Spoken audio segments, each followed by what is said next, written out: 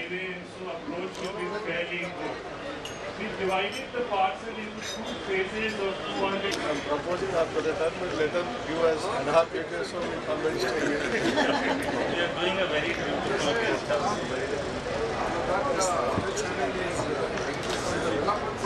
So this is a water check. We have these are lawyers in this facility.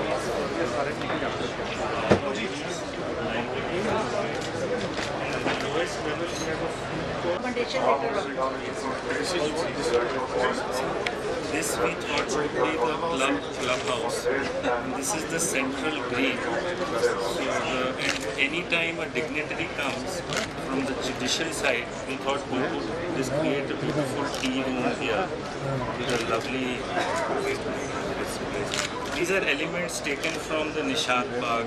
थोड़ा सा पीछे यार आप ये थोड़ा साइड करूँगा मैं तो आ गई ना यस यस थोड़ा कैमरा नीचे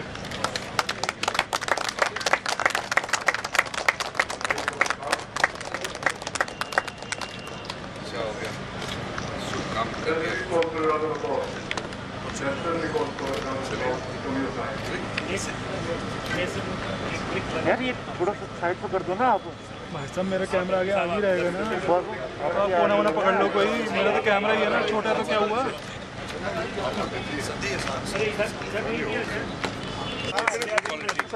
side side You have put on behalf of everybody.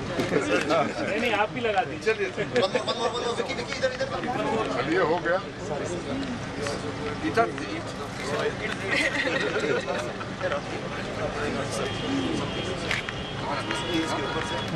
Camera चलिए हमारा भी हो गया काम Sir, thank you so much. Sir, if you want to sir, one more, yes, one more. At least you will one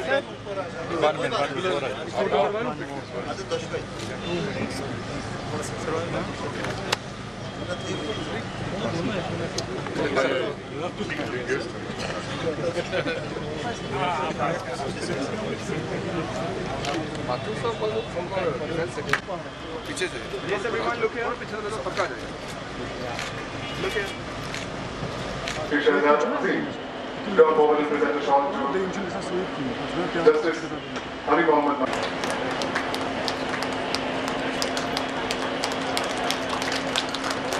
There were two very special guests gracing the front row, Mrs. N. Silmada and Mrs. Shivani Kaul. I'll request Honorable Justice Sindhu Sarnatu, Justice Pankaj Mittal, Chief Justice of the High Court of Jammu and Kashmir at Ladakh, to present the formal welcome address. Honorable Justice Shri Pankaj Mittal.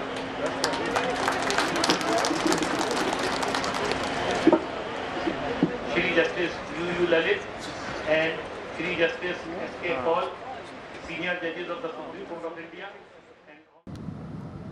पिछले 30 अप्रैल को दिल्ली में chief ministers तथा chief justices की एक conference हुई थी और उसमें माननीय मुख्य न्यायाधीश महोदय ने और केंद्रीय कानून मंत्री श्री रिज्जू जी ने आज की तारीख मुकर्रर की थी श्रीनगर आने की और कहा था कि ये जो नया भवन बनने वाला है इसका शिलान्यास आकर के करेंगे। मैं आभारी हूँ कि आप सब आए और जम्मू कश्मीर प्रशासन की ओर से मैं आप सबका हृदय से स्वागत करता हूँ। मैं भारत के मुख्य न्यायाधीश तथा केंद्रीय कानून मंत्री के प्रति हृदय से कृतज्ञता भी ज्ञापित करता हूँ। मुझे लगता है कि यह महज शिलान्यास समारोह नहीं है बल्कि न्यायपालिका और जम्मू कश्मीर के सामान्य नागरिकों के लिए भी एक ऐतिहासिक अवसर है।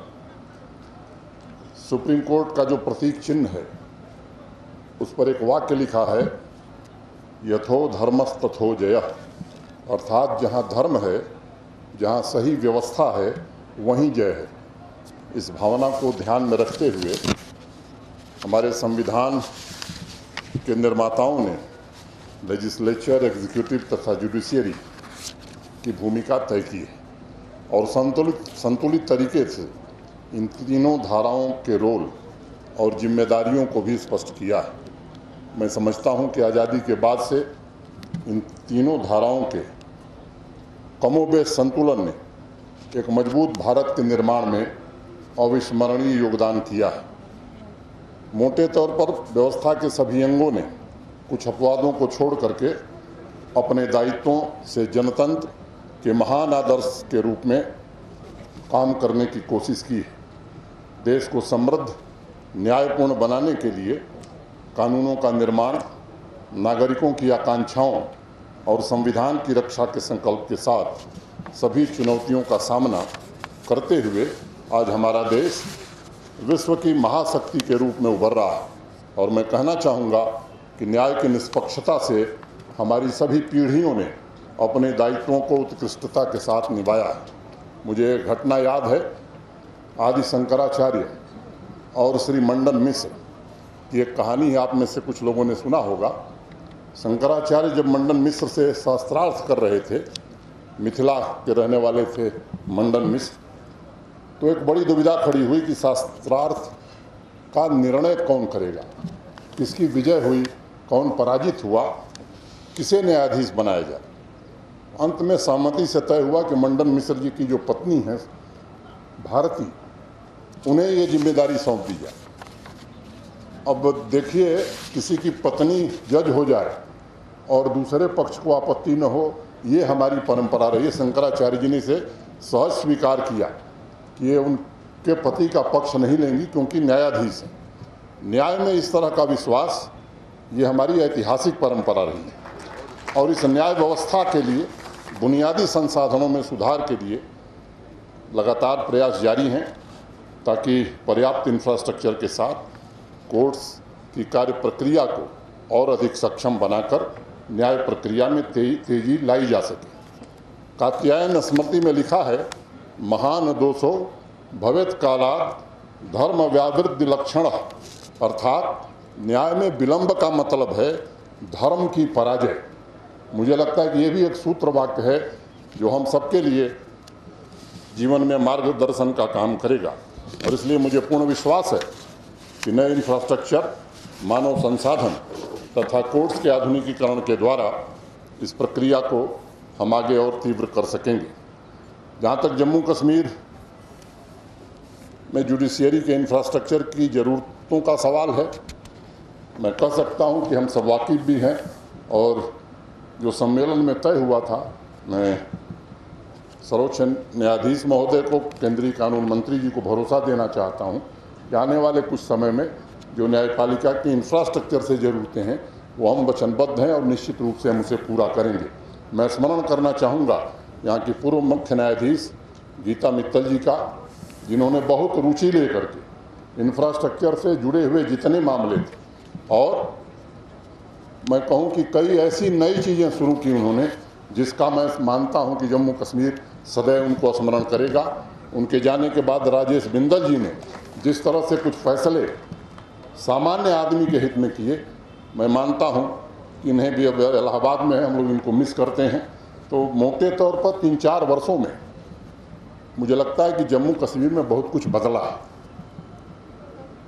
और इस बदलाव को हम जुडिशियरी में भी देख रहे हैं। सामान्य तौर पर मैं जस्टिस ललित साहब से पूछ रहा था कि देश भर में रेवेन्यू के मैटर कितने होंगे जो लिटिगेशन हो रहे होंगे, तो उन्होंने जो आंकड़ा बताया मुझे आश्चर्य हुआ, क्योंकि जम्मू कश्मीर में तो ये संख्या बहुत बड़ी है। और मुझे हरिशंकर पारासाई एक हिंदी के व्यंग्यकार थे, उन्होंने एक व्यंग में लिखा कि अगर महाभारत के समय लैंड रिकॉर्ड ठीक रहे होते, 5 गाँव का लैंड रिकॉर्ड अगर भगवान कृष्ण के पास रहा होता तो शायद पांडव और कौरवों में युद्ध नहीं हुआ होता। वही स्थिति जम्मू कश्मीर की थी। उस प्रक्रिया को बदलने की हम कोशिश कर रहे हैं। डिजिटाइजेशन का काम हो, पासबुक हिंदी, अंग्रेजी और उर्दू में देने का काम हो। मैं कह सकता हूं कि सामान्य आदमी को कैसे सुलभतापूर्वक कानून की मदद मिल सके, उसके रिकॉर्ड मिल सके, इसकी कोशिश की जा रही है। एक श्रीलाल शुक्ल हिंदी के बड़े साहित्यकार हुए, उनकी एक बड़ी मशहूर किताब है राग दरबारी, आप में से कुछ लोगों ने शायद पढ़ा हो। उसमें एक पात्र है लंगड़, एक पैर बेचारे का खराब था, वो अपने लैंड रिकॉर्ड के लिए दौड़ते दौड़ते थक गया जीवन भर, लगा दूसरा पैर खराब हो जाएगा और उसको लैंड रिकॉर्ड नहीं मिल रहा है। उस प्रक्रिया को हमने काफ़ी तेज गति से आगे बढ़ाया है और एक लक्ष्य रखा है कि जब हम आज़ादी स्वतंत्रता दिवस मनाएंगे तब यहाँ के नागरिकों को इससे निजात मिल जाए, ये कोशिश हम कर रहे हैं। जम्मू श्रीनगर के काफ़ी नागरिकों को ये सुविधाएं मिल गई हैं। जहाँ तक बजट का सवाल है तो मोटे तौर पर जुडिशरी के बजट में को भी 3 गुना बढ़ाने का काम हम सब ने किया है। अनेक इंफ्रास्ट्रक्चर के प्रोजेक्ट चल रहे हैं, मैं समझता हूँ कि उसे बताने की ज़रूरत नहीं है।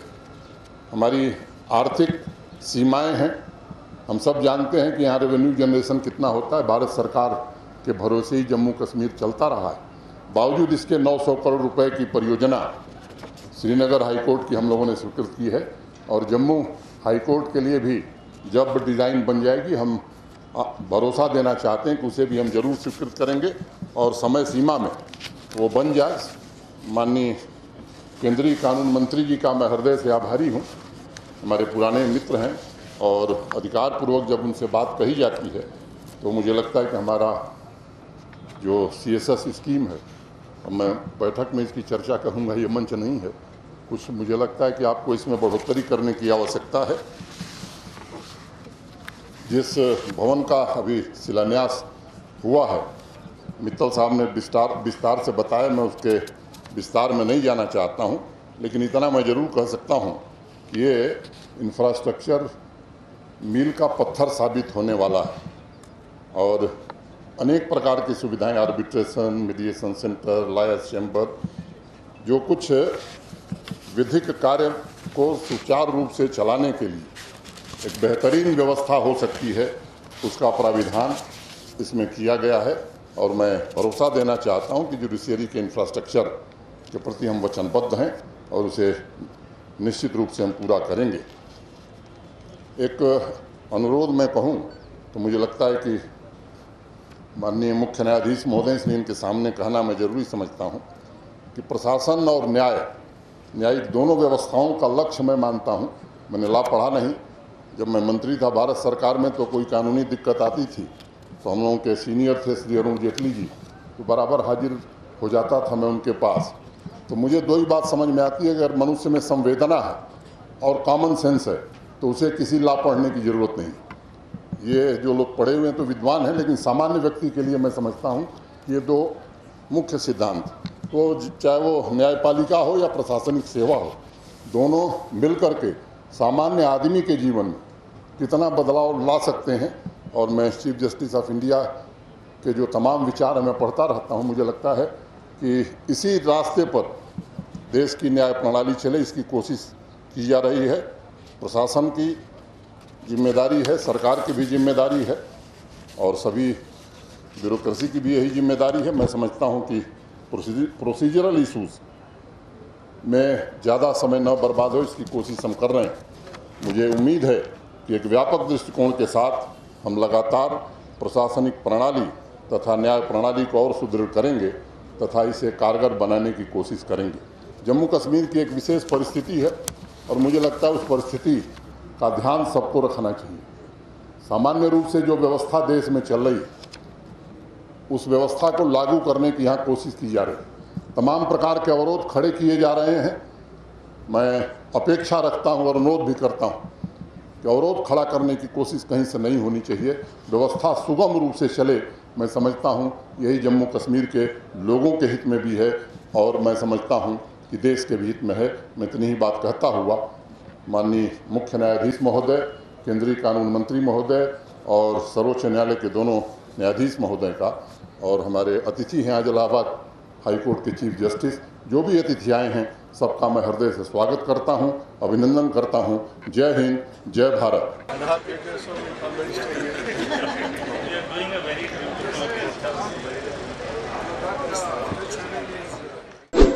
Thank you.